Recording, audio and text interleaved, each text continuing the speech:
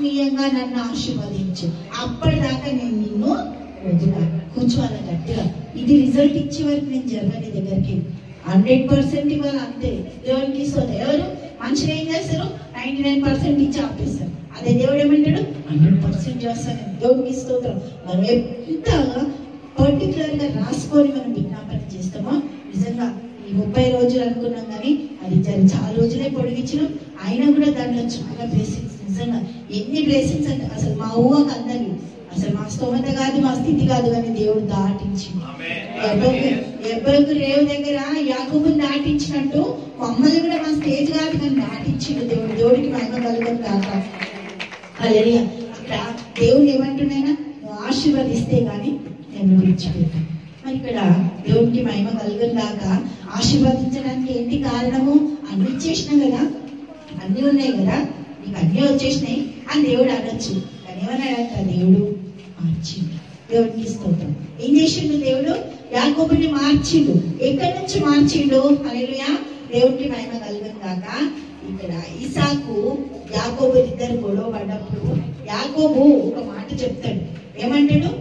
యాకోబు అనే పేరు హల్లెలూయా ఆదికాండం 27వ అధ్యాయము 35వ వచనం చూద్దాం ఒకసారి. ఆదికాండం 27వ అధ్యాయము 35వ వచనం. అతడు ఈ సహోదరుడు ఎవరు? వినా యాకోబు. దేవునికి స్తోత్రం. కపటోపాయంతో వచ్చి నీకు రావాల్సిన దీవెన తీసుకొని పోయాను. ఏశావు యాకోబు అనే పేరు అతనికి పర్ఫెక్ట్. మనం కూడా డిసైడ్ చేస్తాం, ఎవరైనా ఏమని అనగానే వీళ్ళకి పేరు కలుగు, అమ్మో వీళ్ళు మోసగా, మేము ముందే అనుకున్నాం వీళ్ళు ఇట్లాంటి వాళ్ళు కదా మనం అంటాం. అక్కడ ఈయన కూడా ఏశావు ఒకటే మాట అంటున్నాడు. ఏమంటున్నావు?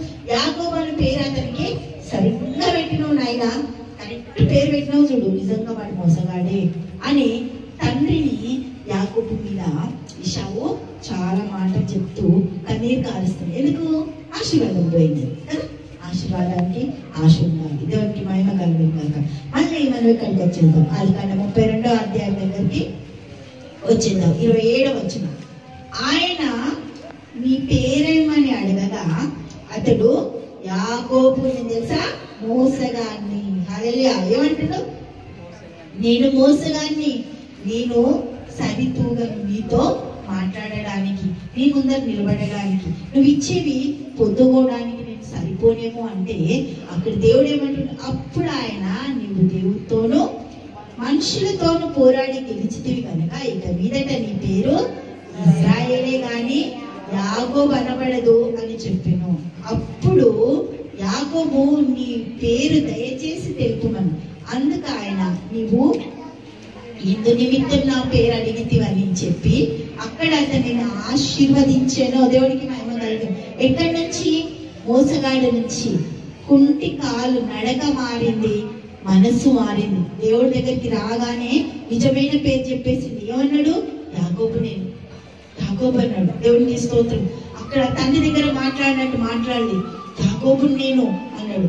మోసగాడివి కరెక్టే కానీ ఇప్పటి నుంచి నువ్వు ఇశ్రాయేలు. దేవుడికి మహిమ కలుగును గాక. అదే ఇశ్రాయేలు అంటే దేవుడితో పోరాడువాడు. కానీ యాకోబు అనబడదని ఎప్పటికీ నేను ఎవ్వరు యాకోబు అన్నాడు.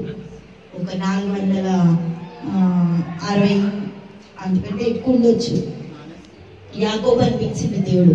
కానీ 4000 చిల్లర ఇజ్రాయేలే అన్నాడట. దేవుడికి మహిమ కలిగింది కాక. 400 సార్లు యాకోబు అంటే 4000 సార్లు ఆశీర్వదింపబడ్డ జనాంగం నా కుమారుడని ఈ యొక్క యాకోబుతో దేవుడు ముచ్చటిచ్చినట. దేవుడికి మహిమ కలిగింది కాక. ఏమంటున్నా అక్కడ 29వ వచనం చూస్తే అప్పుడు యాకోబు నీ పేరు దయచేసి తెలుపుమని. అందుకు ఆయన నీవు ఎందు నిమిత్తం నా పేరు అడిగితివని చెప్పి అక్కడ అతనిని ఆశీర్వదించెను. ఆ ఆశీర్వాదాలు ఈ రోజు మన జీవితాలలో పనిచే